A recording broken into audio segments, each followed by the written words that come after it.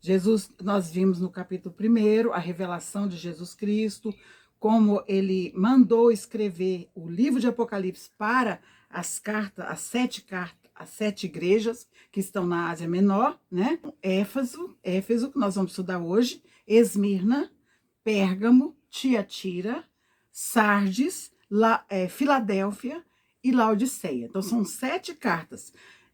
Todo o livro foi escrito para essas 7 igrejas. Porém, o Senhor falou individualmente para cada uma. Então, nós vamos hoje tratar dessa parte doutrinária, que é aquela parte que nós lembramos no versículo 19 do capítulo 1, que diz assim: escreve as coisas que viste, né? Nós já estamos vendo que tudo que ele viu, e as que são é tempo presente. Então, nós vamos estudar agora em período presente, né? Essa saga de estudos, 7 cartas que nós vamos ter, é doutrinária, o Senhor falando com a igreja. Ali o Senhor está falando, está elogiando, reconhecendo o trabalho da igreja, está repreendendo a igreja, está também elogiando e fazendo promessas. Então, é muito importante esse estudo, que às vezes as pessoas gostam de ouvir escatologia, que é os acontecimentos futuros, as coisas dos últimos tempos, mas o próprio Senhor Jesus achou muito importante, e tanto que falou individualmente, particularmente, com cada igreja. E nós vamos ver no decorrer deste ensino que o Senhor escolheu 7 igrejas para falar o quê? Para trazer uma mensagem tanto para a igreja local do problema que estava havendo naquela igreja, como também para uma mensagem individual para cada um de nós, né? Então, é muito importante essa saga de estudo, que é no nosso tempo presente, que elas são totalmente doutrinárias. Aqui também, apesar que todo o Novo Testamento é doutrinário, ensinando como nós vamos nos conduzir, como vamos olhar para nós mesmos, para nós sermos futuros cidadãos do céu, né? Então, por isso é que eu estou explicando isso, porque muitas vezes as pessoas, quando fala de Apocalipse, só está querendo ouvir coisas do futuro. Nós vamos ouvir a partir do capítulo 4, né? Que é revelações futuras, que ainda não aconteceu. Porém, do capítulo 2 até o capítulo 3, que são essas 7 cartas, nós vamos receber palavras doutrinárias, de ensinamento, de encorajamento, de promessas de Deus, né? E de advertências também, né? Louvado seja Deus por isso. Então, se você já está com a sua Bíblia aberta, vamos orar primeiro, né? Então, antes de iniciar, vamos orar. Senhor, nós te louvamos, adoramos o teu nome neste momento. Te rendemos graças, Pai, pela tua presença conosco em nosso meio, que a tua presença na casa, no lar de cada um. Pai, nós queremos te adorar nessa noite. Pedimos, Pai, que o teu Espírito, a unção do ensino, a unção do aprendizado, vem sobre as nossas vidas. Espírito Santo de Deus, Espírito de sabedoria, de inteligência, de conselho, de conhecimento e de temor do Senhor, esteja conosco, abrindo o nosso entendimento. Queremos nesse momento repreender todo bloqueio da mente, todo bloqueio que impede a palavra de entrar na nossa mente. Nós repreendemos no nome de Jesus. No nome de Jesus Cristo, e que a tua unção desça sobre as nossas vidas. Todos aqueles que estão ouvindo, que estão prontos a ouvir, a participar deste ensino, quanto aqueles que depois vão ouvir, o Senhor, a tua bênção esteja sobre eles, Pai, abrindo o entendimento da tua igreja para compreender a tua palavra. Em nome de Jesus nós oramos. Fica conosco, em nome de Jesus. Amém. Louvado seja Deus. Então, como nós vamos falar das cartas, como o Senhor Jesus, perdão, eu estou falando carta, mas as igrejas, né? Da igreja, primeiro hoje nós vamos falar da igreja de Éfeso, né? Você já está com a Bíblia aberta aí? Primeiro, como eu já falei, lá no capítulo 12, né? No capítulo 11 já está escrito, dizia assim: o que vês, escreve escreve-o num livro. Veja que aqui é o livro. É o livro, não é só essas cartas. Já dei uma pincelada, né? Então veja que o Senhor Jesus está mandando escrever o livro. É todo o livro de Apocalipse, né? E envia-os às 7 igrejas que estão na Ásia. Aí vem o nome delas, né? Nós já falamos, essas 7 igrejas. Então, o Senhor pegou essas 7 igrejas. E no 16, versículo 16 do capítulo 1, está dizendo que ele tinha na sua mão direita as 7 estrelas, e na sua boca saía uma aguda espada de 2 fios. O que significa essa aguda espada de 2 fios? Significa que a palavra corta de todos os jeitos. Hoje eu estou aqui diante de vocês trazendo esse ensino. Essa palavra está cortando tanto para mim como corta para vocês, né? Louvado seja o nome do Senhor. Então, no versículo, quando o Senhor Jesus fala, capítulo 12, e virei-me para ver quem falava comigo, virando-me, vi 7 castiçais. Nós falamos isso, mas hoje eu quero aprofundar em outro lado, já entrando no nosso estudo. 7 castiçais. O que é um castiçal? Nós já falamos o que é. É uma peça, uma iluminária, né? Que a gente já tem tinha no tabernáculo, que o Senhor vê, e simbolizando o quê? A luz de Cristo. Agora, aqui nós estamos vendo nessa palavra direcionada para cada uma das igrejas, aqui no capítulo 2, versículo 1, diz assim: e ao anjo da igreja que está em Éfeso, isto diz aquele que tem na sua destra as 7 estrelas, e que anda no meio dos 7 castiçais. Então, aqui, o Senhor Jesus, nós vamos lembrar do que o Senhor disse lá em Mateus, capítulo 5, onde ele fala que nós somos a luz do mundo. Então, o Senhor comparou a igreja como castiçal, porque nós somos a luz. A igreja do Senhor na terra é a luz que ilumina a escuridão das trevas, né? O próprio Jesus já deixou isso para nós escrito, que nós somos a luz do mundo. Então, lá no capítulo, no versículo, os irmãos quiserem acompanhar, eu escrevi aqui, vou ler. Diz assim: vós sois a luz do mundo. Não se pode esconder uma cidade edificada sobre um monte. Então veja que nós, como pessoa, como igreja do Senhor, somos uma tocha linda, maravilhosa, que ele comparou com um candelabro, uma grande luminária, né? Essas são a luz que ilumina as trevas do mundo, né? Então, quando o Senhor cita que nós somos a luz do mundo, que não pode esconder essa cidade edificada, né? Não pode esconder essa cidade edificada sobre uma rocha, quer dizer que nós estamos como quem? Em cima de um monte, iluminando todo mundo. Essa é a igreja. Por isso que o Senhor comparou a igreja com castiçais de ouro. Além de ser uma iluminária poderosa, muito grande, ainda é revestido de ouro, que é o poder do Senhor Jesus sobre a vida da igreja e sobre a vida individual. Quando eu falo igreja, o Senhor Jesus nunca se preocupou com o templo parede, mas sim aquele grupo de pessoas que forma a igreja, né? Então nós somos igreja reunida, nós fazemos parte de um corpo, somos a igreja do Senhor Jesus. Por isso é que nós somos essa grande luminária que ilumina o mundo. Só aí já traz uma responsabilidade individualmente para cada um de nós de sermos verdadeiramente luz, não só na igreja, mas para a sociedade, porque somos como uma cidade edificada sobre um monte. A cidade edificada sobre o monte, essa cidade iluminada, né? Essa cidade, ela vai iluminar todo o que está em volta. Isso, assim, é a igreja do Senhor, o povo de Deus, né? Que é comparado a essa grande luminária.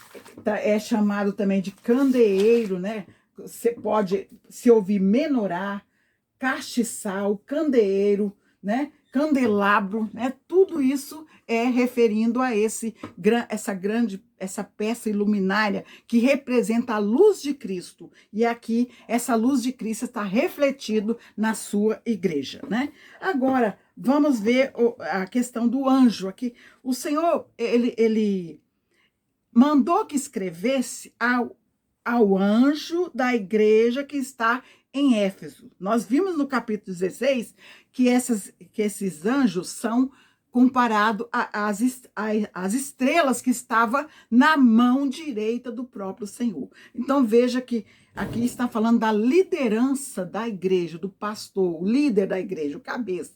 Muitos aqui acreditam ser um anjo angelical, mas essa tese a gente joga por terra só por um motivo. Por quê?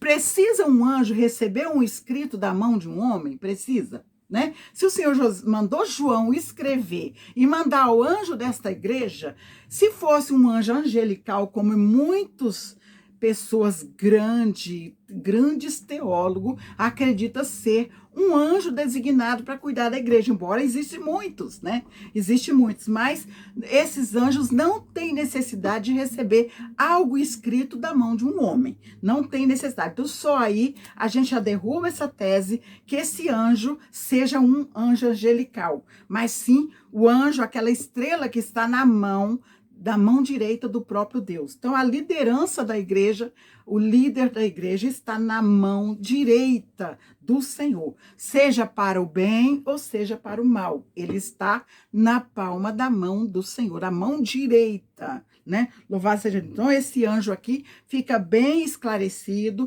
que é a liderança desta igreja. Isso aí vai acontecer nas 7 igrejas, todas as 7 igrejas, ele encaminha essa carta, todo o livro de Apocalipse, e essa porção que ele fala diretamente individual para o anjo da igreja, o líder da igreja, né? Então veja que agora, e que anda, agora aqui está falando, o Senhor Jesus, ele se identifica, nós vimos na aula passada, a revelação de Jesus Cristo, viu? Aquele esplendor e as qualidades, as virtudes dele sendo mostrado como a espada de 2 gumes, que nós vamos ver mais adiante.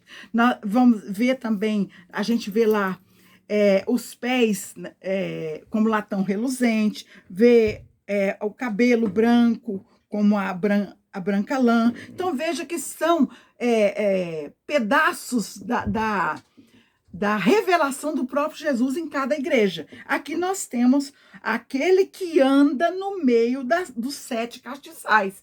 Então veja que Jesus, ele está dizendo, isso diz aquele que tem na mão direita. Quem tem na mão direita? O nosso Senhor Jesus, está aí no versículo 16 do capítulo 1. Aqui ele está dizendo que ele anda no meio dos castiçais de ouro. Então, traduzindo o castiçal para a igreja, ele anda no meio das igrejas, né? Então, o Senhor Jesus, quando nós estamos adorando, ele reunidos, adorando, seja na igreja, templo, seja onde quer que nós estejamos, ele está no meio da sua igreja, porque ele não abandona a sua igreja. Ele escolheu 7 igrejas, porque nessas 7 ele vai pegar todas as qualidades e também os defeitos, né, de cada um, do seu povo, de um modo geral, né? E essa mensagem, ela se estende tanto para época e para as eras futuras que vêm, como individualmente. Mas eu gosto de entender que essa aqui é a apostólica. Nós vamos ver a mensagem no tempo dos apóstolos, que veio do ano 30 depois de Jesus, até o ano 100. Mas isso aí eu nem boto tanto, embora as épocas são muito parecidas, né? Que eu creio que eu sempre falo que a palavra de Deus é como a luz do raio de sol. Ele tem, cada raio é uma mensagem, né? Então tem de todas as formas o Senhor Jesus está falando conosco, de todas as formas. Aqui ele está dizendo que ele anda no meio da sua igreja, ele anda no meio do seu povo. Então, nós temos que ter em mente que onde nós estamos adorando o Senhor, ele merece a nossa reverência, merece o nosso coração aquebrantado, porque ele está ali. Embora os nossos olhos carnais não conseguem compreender, mas ele está presente no meio da sua igreja. Está dizendo aqui, ó, e que anda no meio dos 7 castiçais de ouro. Esses castiçais já vimos. Vamos então agora, versículo 2. Eu sei as tuas obras e o teu trabalho, a tua paciência, e que não podes sofrer os maus, e puseste à prova os que dizem ser apóstolos e não são, e tu os achastes mentirosos. Sofrestes,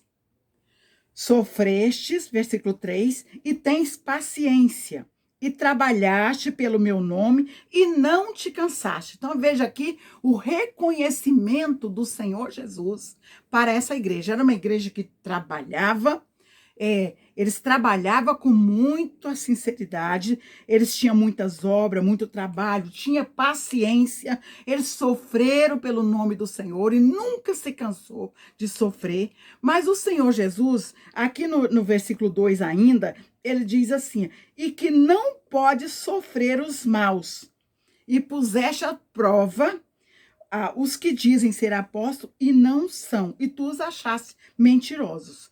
Embora isso seja atitude, o Senhor reconhecendo a sua atitude, mas ele vai, no próximo versículo, ele vai repreender essa igreja que eles perderam o primeiro amor, né? Versículo 4 diz, tenho, porém, contra ti que deixaste o teu primeiro amor. Lembra-te, pois, de onde caíste e arrepende-te e pratica as primeiras obras. Quando não, brevemente a ti virei e tirarei do seu lugar o teu castiçal, e não, se não te arrependeres. Então veja aqui o Senhor Jesus, eu só quero trazer uma pincelada sobre essa igreja de Éfeso, né? Porque aqui tudo parece perfeito, não tem nada de errado, mas a forma como eles estão aplicando na igreja, esse zelo, está faltando o amor de Cristo.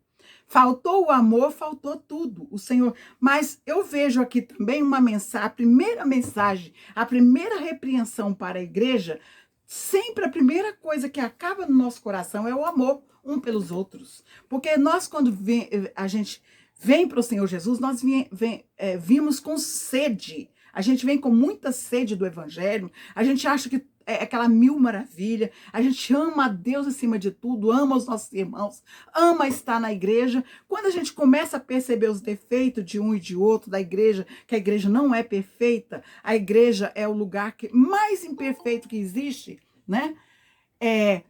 A gente vai começando a entrar em conflito com relação ao zelo da obra para o conflito de tolerância para com os nossos irmãos, com os mais fracos.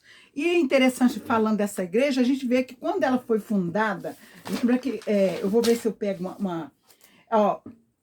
no Atos dos Apóstolos, capítulo 18, a gente vai ver que essa igreja foi fundada aproximadamente no ano 52, né? Onde Paulo... Lembra que Paulo, quando ele chegou na sua segunda viagem missionária, ele chegou, Priscila e Áquila já estava lá. Quem estava pregando nessa igreja? Mas nas sinagogas, não era igreja, que ela foi fundada pelo apóstolo Paulo, mas estava pregando na sinagoga. Lembra que Alexandre, né? Apolo era de Alexandria, né? Ele era muito poderoso nas palavras, muito entendido no caminho, mas ele só conhecia até o batismo de João, não conhecia as profundidades do Senhor Jesus, não pregava diretamente o Senhor Jesus Cristo, assim como... E ele, quando Paulo chega naquela igreja, ele vai disputar com os irmãos na sinagoga, disputando durante 3 meses. Paulo ficou ali disputando com aqueles. Primeiro ele pergunta até onde vocês creram. Ele falou até como foi a mensagem pregada, até o batismo de João. Aí Paulo explicou, impôs as mãos e receberam o Espírito Santo. E isso ali eles começaram a pregar Jesus Cristo na sinagoga, né? E foi durante 3 meses com perseguição. E a perseguição Paulo tira os irmãos que estavam sendo convertidos, né?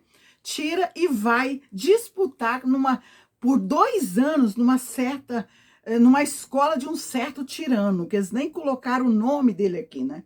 De um certo tirano. A Bíblia diz assim, está no capítulo 19 de Atos dos Apóstolos. E ele ficou por 2 anos ali nessa escola. E lá no 20:31 diz que ao todo ele morou ali por 3 anos, dando tudo da sua vida para essa igreja, né? Aí então significa que ele fundou essa igreja depois que ele saiu da sinagoga, depois que ele saiu dessa escola, que já soma 2 anos, ele então ficou mais 1 ano pregando. E lá no capítulo 20, nós vamos ver Paulo já profetizando que haveria falsos ensinos naquela igreja, haveria, né? Haveria tudo ali. Nós vamos ver um pouco mais adiante que vai haver, né? Então, o que eu quero, por enquanto, deixar aqui, que Paulo, Jesus, através de João, escrevendo para esta carta agora, 30 anos depois, né? 30 anos depois dela fundada, né? 30 anos depois de Jesus, 30 anos depois de Jesus, né? Aproximadamente 12 anos quando ela foi fundada, Paulo escreveu a igreja de Éfeso, aos Efésios, né? Que a gente tem na Bíblia. Paulo escreveu aproximadamente 12 anos, já escreveu também exortando, né? Escreveu a Timóteo, que né, mais tarde foi pastor desta igreja também, escrevendo para cuidar da igreja, porque os lobos entrariam nessa igreja. E isso, por isso é que eles dizem que aqueles que se julgam apóstolos, não são apóstolos, eles foram desmascarados pelo esse líder da igreja, por essa igreja, né? Foi desmascarado. Jesus até que aplaudiu, olha, vocês eles foram achados mentirosos realmente. Então Jesus apoiou, mas ele disse assim, ó, e puseste à prova os que dizem ser apóstolos e não são. Agora, o que mais pega aqui, e que não pode sofrer os maus.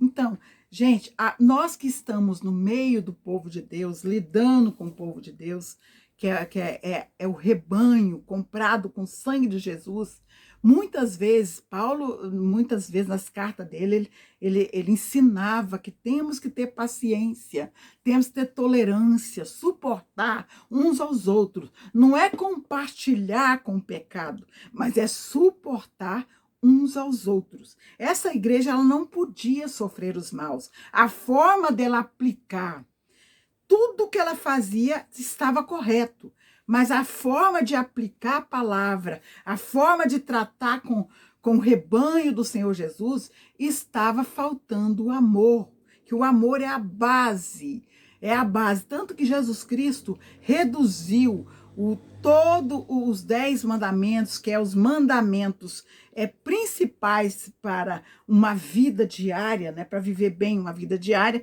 reduziu no amor, o amor a Deus acima de tudo, né?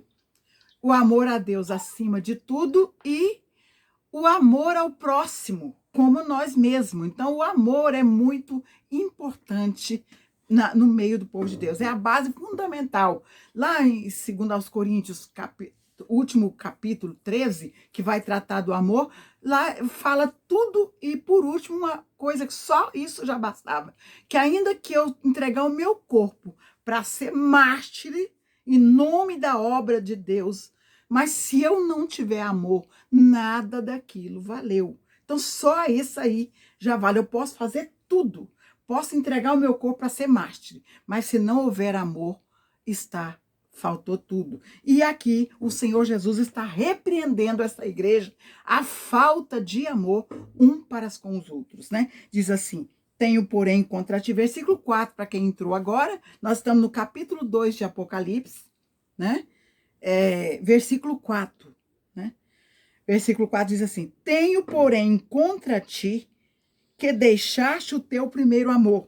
Lembra-te, pois, de onde caíste e arrepende-te. Gente, aqui, olha, por falta de amor, precisa de arrependimento. Às vezes, com os anos, a gente vai passando, a gente vai começando a entrar naquela de não ter mais aquele amor queimando, nem com o Senhor Jesus e nem para com os irmãos. A gente começa a entrar numa mesmice. Mas aqui, o Senhor está nos repreendendo a voltar às práticas do primeiro amor. Porque aqui, arrepende-te e pratica as primeiras obras. Quando não, brevemente a ti virei e tirarei do seu lugar o teu castiçal, se não te arrependeres. Aqui é algo importante. Como que o Senhor Jesus tira a igreja do lugar dela? Ela tira o quê? O castiçal, ela tira a luz de Cristo.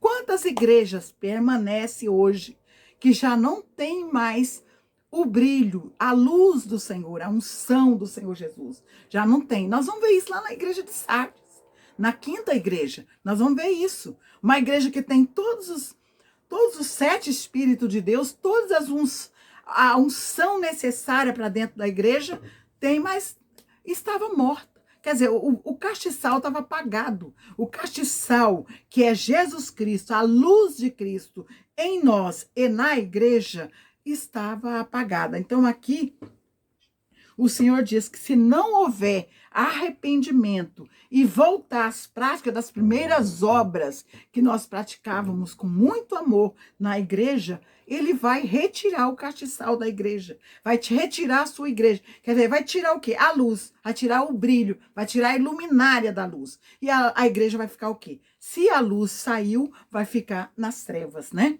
E isso é muito triste, é terrível. E a gente sabe que no meio evangélico, muitas igrejas do Senhor Jesus, o Senhor está de fora. A gente vai ver na última carta, o Senhor está batendo, o povo já está de fora da igreja, né? Então é muito importante, essa primeira advertência é muito importante tanto para esta igreja, como para a nossa vida particularmente, como para a igreja, para lidar na condição de igreja. O brilho do Senhor, a luz do Senhor, o castiçal de ouro revestido com o poder de Deus deve estar nas nossas vidas, né? Louvado seja Deus por isso. Nós estamos no capítulo 2 de Apocalipse, versículo 6. Diz assim: tens, porém, isto, que aborrece as obras dos nicolaítas, os quais eu também aborreço. Então, o Senhor já está aqui trazendo, já dando uma compensação, que além das obras que eles fazem aqui, que só houve a repreensão, tudo estava perfeito, porém faltava amor para lidar, aqui ele está elogiando que eles têm, porém, isso, que aborreces as obras dos nicolaítas, os quais eu também aborreço. Quem são esses nicolaítas? Ninguém consegue afirmar exatamente quem são, mas podemos identificar com a doutrina que querem. Uns pensam que seja aquele Nicolau, que lá no Atos capítulo 6, onde houve aquela instituição dos diáconos na igreja, aquele último que foi escolhido, ele era Nicolau prosélito de Antioquia, né? Então veja que ele era um prosélito, era um novo convertido à seita judaica, né? Que aceitou Jesus. Mas como como que eu vou dizer, a característica ou a exigência para ser escolhido tinha que ser cheio do conhecimento, de inteligência e cheio do Espírito Santo. Então, esse homem, ele era um homem cheio do Espírito Santo, pela regra que existia na época, né? Ele, para ser chamado a ser diácono, para servir as mesas, precisava ser pessoas dignas, né? E cheio do Espírito Santo. Ele era um prosélito, ele era um novo convertido ao judaísmo que confessou Jesus Cristo e foi cheio do Espírito Santo. Mas isso não serve de base, que muitos acreditam que desse Nicolau, mais tarde, ele surgiu a doutrina.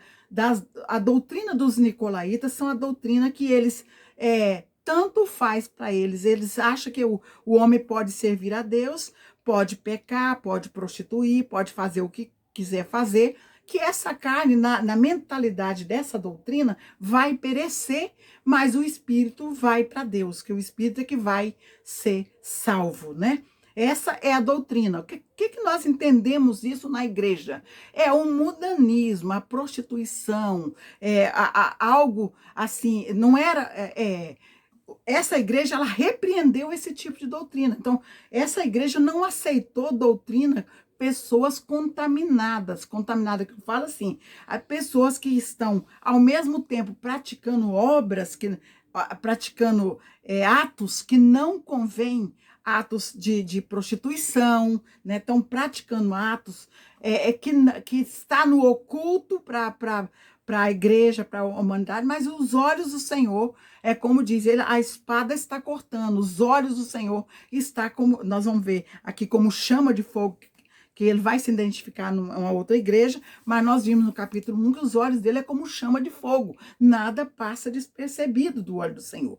Então aqui, essa doutrina que estava querendo se espalhar nesta igreja, eles não aceitaram essa liderança. Então o Senhor está dizendo, ó, tens porém isto, que aborreces as obras dos nicolaítas, os quais eu também aborreço. Então veja que essa contaminação, eles não deixaram entrar na igreja. O zelo deles aqui é tão grande, que nós vimos aqui no 2 e no 3, que tinha um zelo tão grande que aqueles que eles pegava na mentira, aqueles que fingia ser apóstolo, quem finge ser apóstolo é alguém que está dando doutrina, dando ensinamento. Então veja que o Senhor Jesus repreendeu essa igreja, eles conseguiram detectar aquela doutrina que estava sendo errada e desmascararam essa turminha que estava contaminando a sã doutrina pregada na igreja, né? Nós temos exemplo disso lá em Timóteo, né? Timóteo capítulo, quando eu falo Timóteo, vou explicar por que eu estou citando Timóteo aqui. Por quê? Timóteo e a carta dos Efésios, né? Porque Timóteo, quando Paulo escreveu para Timóteo, ele estava pastoreando essa igreja, a igreja de Éfeso.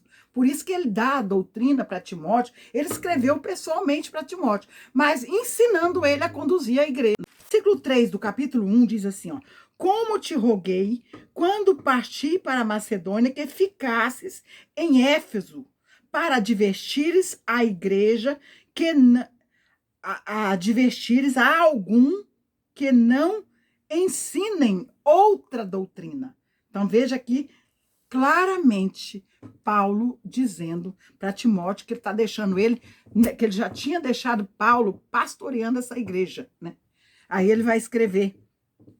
O versículo 6 do mesmo capítulo 1 diz assim: do que, desviando-se alguns, se entregaram às vãs contendas, querendo ser doutores da lei e não entendendo nem o que dizem, nem o que afirmam.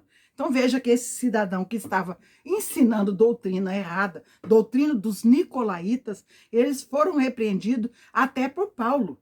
Veja que Paulo, quando escreveu essa carta aqui, não foi bem antes dessa de Apocalipse, mas a situação já estava feia. Lembra que eu falei que ela foi fundada aproximadamente no ano 52 a 54? E a carta foi escrita quando Paulo escreveu a igreja de Éfeso, foi 12 anos depois, em 64. E aqui nós estamos vendo essa carta de Apocalipse, que ela foi escrita 30 anos depois, né? 30 anos, que foi em 96. João, quando Jesus dita essa carta para João, foi 30 anos depois. Então veja que a situação dessa igreja estava terrível. A falta do amor é o primeiro quesito que perde na igreja, é a falta do amor. Nós, como igreja, estou dizendo, é a falta de amor que perde, é o primeiro quesito. Por isso, a primeira crítica que o Senhor pegou desta igreja é a falta do amor, né? Que é necessário se arrepender. O capítulo 4 de 1 Timóteo diz assim: mas o Espírito expressamente diz que nos últimos tempos apostatarão alguns da fé. O que é apostatar? É virar as costas, virar de direção, mudar o rumo. É o que aconteceu com muitos. Lembra que quando a gente está estudando a carta de Atos, o exemplo disso é Alexandre. Alexandre, lá no capítulo 19, do 33 a 34, vai dizer que aquele Alexandre, quando houve aquele tumulto da deusa Diana, dos Éfesos, né, dos Efésios lá, que houve aquele tumulto tão grande, Alexandre foi um que tomou à frente da multidão para explicar como ele falou e reconheceram que ele era judeu, né?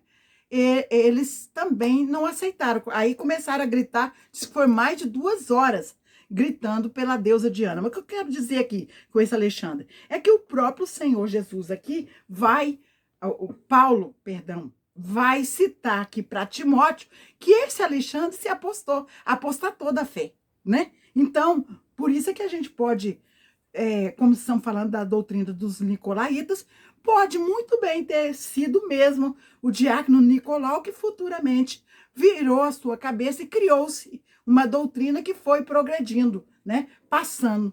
E essa doutrina existe hoje? Existe. Quantas vezes dentro da nossa igreja, hoje, nos dias de hoje, tem mais pessoas contaminadas com pecado, tanto no altar de Deus, que aqui está falando até de liderança também. Está falando de, esses aqui se identificam como apóstolos, e eles não são mentirosos, né? Então, veja, no altar do Senhor, quantas pessoas contaminadas com prostituição, com tudo que não presta, ensinando a igreja, né? Mesmo que não esteja ensinando, trazendo a heresia, porque o Espírito Santo tem zelo da igreja, mas essa doutrina dos nicolaítas, ela vai entrando sutilmente. Se eu recomendo, vamos supor que eu recomendo, os irmãos, não pode participar de mesa de festa junina, vai lá, tem que. Se eu recomendo a ir lá participar, eu estou recomendando o quê? Comer coisa sacrificada aos ídolos. A Bíblia diz que os ídolos não são nada. Porém, tudo que é sacrificado, quem está se sentar na mesa dos ídolos, está sentando na mesa com os demônios. Então, veja, então por isso que a palavra de Deus aqui, eles estão sendo exortados a não... que eles estão reconhecendo, o Senhor Jesus está reconhecendo que eles não aceitam essa doutrina contaminada, né, com prostituição, com mundanismo, né? Qual a nossa obrigação? Pregar a palavra de Deus, conduzir o povo para o arrebatamento da igreja, preparar uma igreja para ser cidadão do céu, para ser cidadão do reino de Deus. Essa é a obrigação da igreja. A obrigação de Deus é curar as almas, prepará-las para um dia estar com o Senhor Jesus. Nós estamos aqui nessa igreja militante no preparo. Por isso que o Senhor abriu um espaço individual para tratar com cada igreja. E nesse tratar com cada igreja, ele está falando de cada um dos problemas nossos. O primeiro deles é a falta do amor, né? Lembra que Paulo, ele defendeu tanto essa igreja, acho tão interessante que lá na carta de Paulo aos Efésios, eu acho, lá fala também dos falsos, né? Mas o que eu mais acho tremendo é que era uma igreja muito espiritual, essa no tempo de Paulo. Era uma igreja espiritual, embora tinha tudo isso, mas era uma igreja espiritual. Agora, a única tendência desta igreja é faltar com amor, que o zelo dela era muito grande. Paulo, quando ele fez a oração do capítulo 3, vocês podem ler, que é uma oração gerando Jesus Cristo dentro de nós. Eu acho essa oração uma das mais lindas do apóstolo Paulo. Tá? Carta de Paulo aos Efésios, capítulo 3, versículo 14 em diante. Eu vou ler essa oração trazendo para nós, para vocês entenderem que grandiosidade Paulo estava trazendo para nós. Diz assim, no versículo 14: por causa disto, me ponho de joelhos perante o Pai do nosso Senhor Jesus Cristo. Veja que ele exorta a igreja aqui do qual toda família nos céus e na terra toma o nome, para que, segundo as riquezas da glória do Senhor, ele nos conceda que nós sejamos corroborados com poder pelo Espírito Santo no nosso interior, no homem interior, né? Para que Cristo habite pela fé no nosso coração, a fim de que, estando nós arraigados e fundados em amor, né? podemos perfeitamente compreender com todos os santos qual seja a largura e o comprimento e a altura e a profundidade, e conhecer o amor de Cristo que excede todo entendimento, para que sejamos cheios de toda plenitude de Deus, né? Então veja que essa oração eu estou lendo, trazendo para nós aqui. Eu estou trazendo para mim, a oração para mim, para nós, igreja, né? Ora, aquele que é poderoso para fazer tudo e muito mais abundantemente, além daquilo que pedimos ou pensamos, segundo o poder que em nós opera. Então veja que essa plenitude de Cristo, ela habita em nós. Ela habita em nós através do amor, né? Através do amor. Então, Paulo está aqui orando, se colocando de joelhos por causa desta igreja, né? Trazendo, orando, pedindo ao Senhor para gerar Jesus Cristo dentro de nós, para gerar Cristo dentro das nossas vidas, né? Ó, concluindo aqui,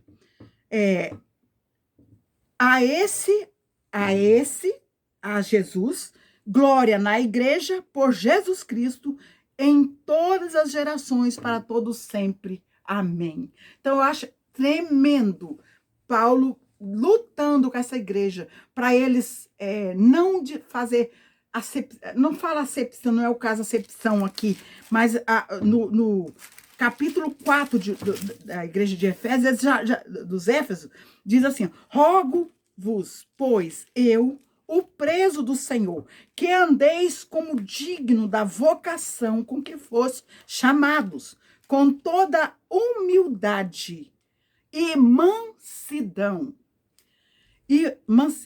mas com longanimidade, suportando-vos uns aos outros. É o que estava faltando nesta igreja, o amor. Tudo estava perfeito, trabalho, eles sofriam perseguição por amor de Cristo, nunca desistiram do Senhor Jesus, porém faltava ali amor, né? E aqui Paulo também está, que a palavra de Deus, o Espírito Santo, ele já fala com a igreja profeticamente. Ele conhece o meu defeito. Se ele vai falar comigo, ele vai falar de acordo com o meu problema. Os irmãos, muitas vezes, antigamente, eu ficava preocupada que teve um tempo que o Senhor falava todo dia comigo, todo dia.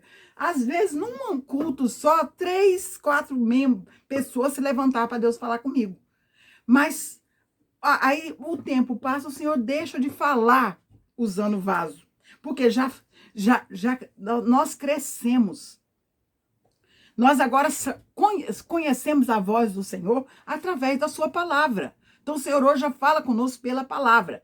Quando o Senhor está falando muito com a pessoa, porque ele ama as vidas. Ele não quer perder. Então ele está ali fazendo o quê?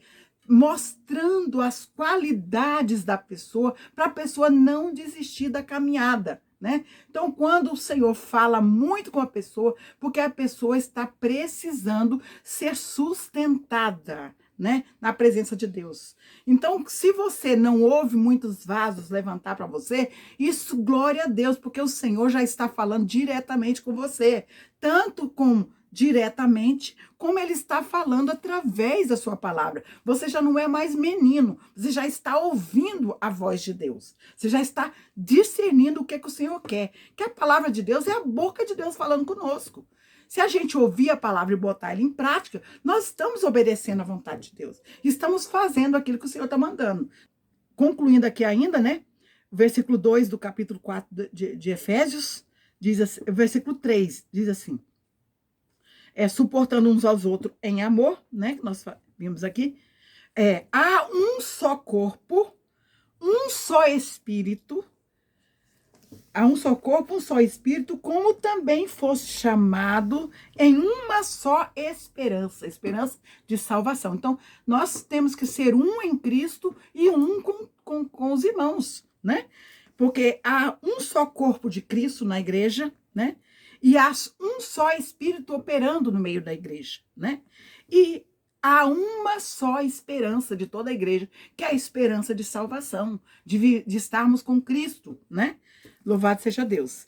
Vamos uma só esperança da vossa vocação, um só Senhor, uma só fé, um só batismo, né?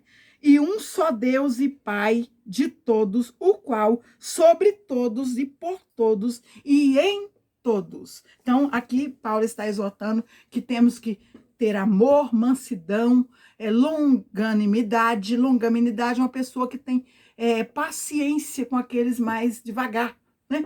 Então, a gente precisa, a longanimidade do Senhor também vem tratar também da nossa paciência na espera do Senhor, de aguardar o Senhor, né? Tudo isso é longanimidade, né? Pessoa longânima, pessoa que tem paciência, que anda olhando para o alvo, não importa as barreiras que se levantam. Apocalipse 2, né? Voltando, então veja que aqui nós estamos tratando das obras dos nicolaítas, que eles acreditavam, vou repetir para não fechar o foco, né? Para fechar esse ponto, esses nicolaítas, a doutrina, aquela doutrina que faz tudo, não importa que a alma, o corpo vai perecer mesmo, mas o espírito vai para Deus. Então é aquele tipo de coisa que podemos, liberado fazer tudo, porque o espírito que é santo, que vai para Deus. O versículo 7 aqui tem, quem tem ouvido, aqui já é uma advertência. Quem tem ouvido, ouça o que o Espírito diz às igrejas, não é a igreja, às igrejas, né? Então veja que quando eu estou falando aqui, estou falando da parte de quem? Do Espírito Santo de Deus. Então quem tem ouvidos vai ouvir essa mensagem, guardar no coração e praticar as coisas que estamos falando. Porque quem tem ouvido, ouça. Porque a orelha todo mundo tem, né? Todo mundo tem. Agora, ouvido é aquele que ouve e não sai por aqui, mas desce para o coração e isso transforma em prática, em obras, né? Louvado seja Deus por isso, porque o Senhor Jesus diz, quem tem ouvidos, ouça e viva por isso, né? O que o Espírito Santo de Deus diz às igrejas. Aqui, você está acompanhando aí na sua Bíblia, você vai ver que está escrito, diz às igrejas. Não é, nós estamos tratando da igreja de Éfeso. Porém, o Espírito Santo está recomendando a mensagem que é tratada nas igrejas, né? Então, guarde isso no seu coração. Ouça a mensagem, entra no seu ouvido e não deixa sair aqui. Deixa descer para o seu coração. Guarda ela na tábua do teu coração e viva por ela. Viva no ensinamento da palavra de Deus, porque é assim que o Senhor está mandando. Diz aqui, ao que vencer, agora vem a promessa de futuro, de vitória, né?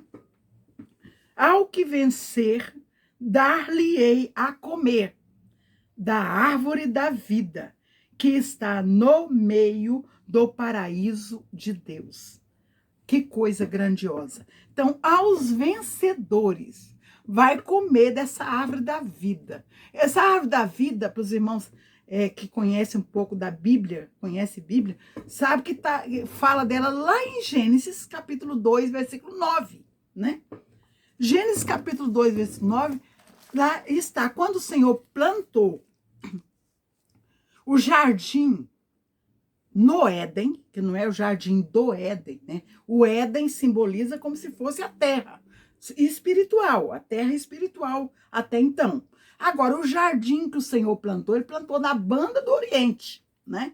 Então, ele plantou aquele jardim porque o homem estava começando a natureza humana, estava começando com Adão. O Senhor plantou tudo aquilo, depois que ele fez o homem, Adão não precisou trabalhar com o esforço do seu suor. Ele tinha tudo dado por Deus. Então, tudo ali o Senhor plantou para Adão. Tanto que houve uma coisa interessante ontem, é que o Senhor, o trabalho é um castigo para nós. Eu ouvi isso, achei assim tremendo, porque verdadeiramente é, porque Deus nos fez para ser santos para ele, e ele provê, esse é o provedor das nossas vidas, né? E o pecado entrou, Adão precisou comer do suor do seu rosto, então o trabalho foi o castigo. Então, na eternidade, nós vamos voltar origem que Deus criou para nós, que é vivermos sendo dependente do Senhor, que Ele é o nosso provedor em tudo, que lá no Éden, já o Senhor plantou um jardim para o homem, tudo Ele pegou pronto, né? Tudo que Ele precisava, Ele pegou pronto. Se você tiver a oportunidade e quiser acompanhar, tá aí no capítulo 2 de Gênesis, versículo 9, diz assim: e o Senhor Deus fez brotar da terra toda árvore agradável à vista e boa para a comida, e a árvore da vida no meio do jardim. Essa árvore da vida, nós vamos ver aqui em Apocalipse, capítulo 22, que ela é a árvore que dá a saúde para a eternidade. Quem come dessa árvore da vida torna-se eterno. Por isso que quando o homem pecou lá no Éden, pecou, o Senhor Jesus expulsou ele do Éden espiritual e jogou ele da terra. Ele passou a entrar nessa terra que nós conhecemos hoje. E essa terra tornou-se maldita por causa do pecado. E ele começou a trabalhar com dureza, com suor do rosto, com dor, né? Para ter o seu sustento, né?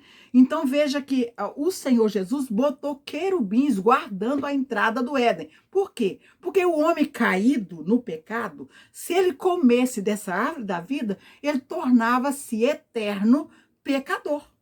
Ele tinha eternidade pecaminosa. Não tinha conserto para o homem. E o Senhor, então, lá em Gênesis, está dizendo que ele botou querubins guardando a entrada para que não haja ninguém nessa carne pecaminosa, né, que veio de Adão depois da queda, ela não comesse da eternidade, que é essa árvore da vida. Vamos lá no capítulo 22 de Apocalipse, nós vamos ver, falar dessa árvore da vida aqui. 22, se você estiver com a Bíblia aí fácil de abrir, ou então você ouça. Diz assim, 22, 1, vou ler o 1 e o 2. Diz assim, ó: e mostrou-me o rio puro da água da vida, claro como cristal, que procedia do trono de Deus e do Cordeiro. No meio da sua praça e de uma e outra banda do rio, ó, veja aqui, de uma banda e da outra banda do rio, né, estava a árvore da vida, que produz 12 frutos, dando seu fruto de mês em mês, e as folhas da árvore são para a saúde das nações. Então veja que esse fruto, nós comparamos, hoje nós temos a simbologia dessa árvore da vida, claro que parcialmente, na tipologia é representado como a ceia do Senhor, que nós participamos. O que é a ceia? Nós estamos comendo o quê? Do pão vivo, do próprio Deus, né? Comendo da pessoa de Jesus Cristo, da sua carne e bebendo do seu sangue. Que aqueles que não fazem essas coisas não têm parte com ele. Por isso que nós, simbolicamente, nós estamos simbolizando que esse alimento espiritual que traz eternidade para os homens salvos com o Senhor Jesus. Agora aqui o interessante que eu acho é que de um lado do rio e do outro lado, essa árvore da vida, ela existia. Então, aqui está a árvore da vida no singular, mas eram muitas. Ezequiel demonstra que era muita, de um lado do rio todo, era essa árvore da vida, que é Cristo, e do outro lado também. Então, Cristo, né, de um lado e de outro, que era a saúde das nações. Vamos ver o que diz Ezequiel 47, 12, vai dizer assim, 47, 12. Ó, quando fala das águas, das torrentes das águas purificadoras, mas nós estamos falando que essa parte aqui, Ezequiel está falando do templo no céu, ele está profetizando, falando do templo, do templo novo, o templo da eternidade, né? Diz assim: e junto do ribeiro, às suas margens, de uma e de outra banda, subirá toda sorte de árvore que dá fruto para se comer. Não cairá a sua folha, nem perecerá o seu fruto. Nos seus meses produzirá novos frutos, porque as suas águas saem do santuário e o seu fruto servirá de alimento e não tá falando, embora fala de muitas árvores, mas é uma só, é singular, né? Então, por isso que aqui no Apocalipse está dizendo que essas árvores, ela tem de um lado e do outro do rio, né? Mas fala no singular. Essa árvore é Cristo na sua dimensão. Todas as nações vai se alimentar. Vou concluir o versículo aqui, ó. Porque as suas águas saem do santuário e o seu fruto servirá de alimento e a sua folha singular. São muitas folhas. Nações. Folhas, remédio. Então, o que foi dito lá no Apocalipse? Vou voltar lá, que eu quero ler também o 14, que é mais, nós vamos finalizar com essa aqui do 14. Então, veja que aqui, ó, eu vou ler o 2 do Apocalipse de novo, para ver o mesmo assunto que Ezequiel está tratando, né? No meio da sua praça, de uma e da outra banda do rio, estava a árvore da vida, que produz 12 frutos, dando seu fruto de mês em mês, e as suas folhas da árvore, folhas, aqui está falando folhas no plural, porém a árvore singular, essa árvore é Cristo. As suas folhas da árvore são para a saúde das nações. Veja, né? Então, essas folhas dessa árvore da vida vai trazer o quê? A eternidade para nós. É o alimento que as nações, o povo eleito de Deus que está nesse tempo aqui, o que é material já acabou. Aqui está falando de quê? Esse texto todo está falando desde do 21:9, que é um assunto só, que é a nova Jerusalém que desce do céu. A nova Jerusalém. Então, aqui dessa nova Jerusalém, onde todos nós, é a promessa nossa, a nossa, como é que fala aqui? Quando Paulo falou lá às igrejas dos Efésios, como foi que ele disse? A nossa esperança,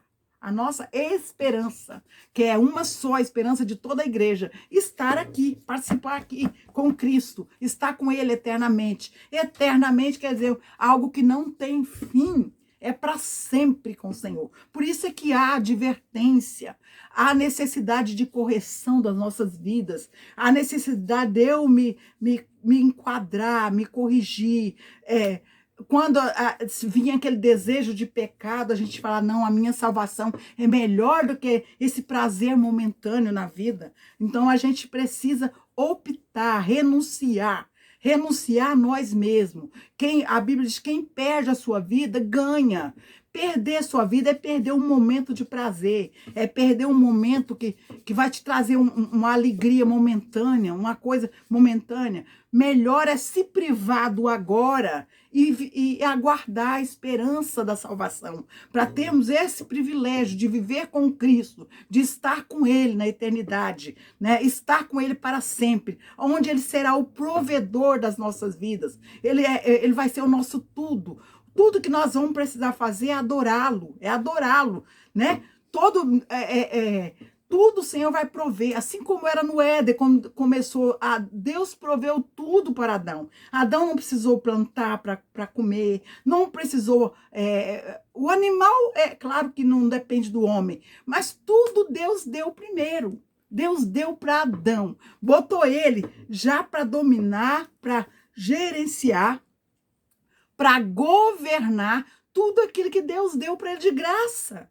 Graça. E nós hoje estamos sendo preparados para viver isso. Você viu aqui que nós vimos Gênesis e vimos o último capítulo de Apocalipse. Porque, eu vou dizer aqui para você entender, o globo fez a volta. O relógio de Deus chegou no fim. Rodou. Nós estamos agora o quê? Voltou o que o Senhor queria, que Jesus fez, o próprio Deus fez para nós, aquilo que Ele desejou para nós vamos obter aqui no futuro. Por isso é preciso nos desvencilhar de tudo que não serve a Deus, olhar para o Senhor Jesus, deixar tudo, buscar graça, lembrar, olha, o pecado, ele é muito bom, é gostoso, é bom demais.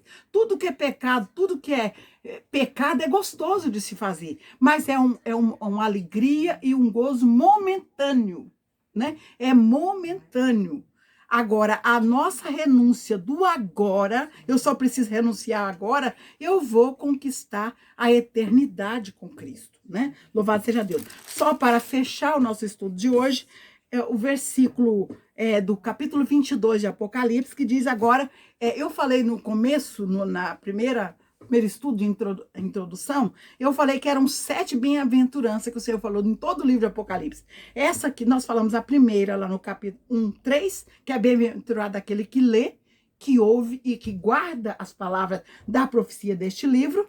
E depois eu ainda li também a sexta, que é aqui no capítulo, no versículo 7, que diz assim, bem-aventurado aquele que guarda as palavras da profecia deste livro. Agora eu vou ler a última para nós, que é no sentido aqui, que nós estamos dentro do nosso estudo. Bem-aventurado aquele que lavam as suas vestiduras no sangue do Cordeiro, para que tenham direito à árvore da vida e possam entrar na cidade pelas portas. Que cidade é essa? A Nova Jerusalém, que nós estamos tratando aqui desse assunto, no 22, né? Que eu trouxe esse exemplo. Então, veja aqui que é bem-aventurado, é feliz aquele que lava suas vestes no sangue de Jesus, porque o nosso tempo é o agora. Você não pode com o que passou vai servir para você de experiência e vai servir para você como fala, para você lembrar que você não pode mais fazer aquilo que você cometeu, que não gostou, né? Mas o futuro eu também não posso, porque o futuro eu não tenho domínio sobre o futuro, né? O futuro pertence ao Senhor. Então, o meu tempo qual é? O agora, o momento agora. Se você conseguir se livrar do pecado, o agora, todo dia, você vencendo o agora, só o agora, vem a tentação do pecado, fala para você, a salvação é melhor do que eu ter esse prazer só agora. Só esse minuto, daqui a pouco passa. Fica só o gosto amargo do pecado, né? E a separação de Cristo. Se Jesus voltar nesse momento de separação, como vai ficar? Nós perdemos o direito de entrar pelas portas, de entrar na Cidade Santa, de entrar na Nova Jerusalém, né? Perdemos o direito de comer dessa árvore da vida, né? Louvado seja Deus.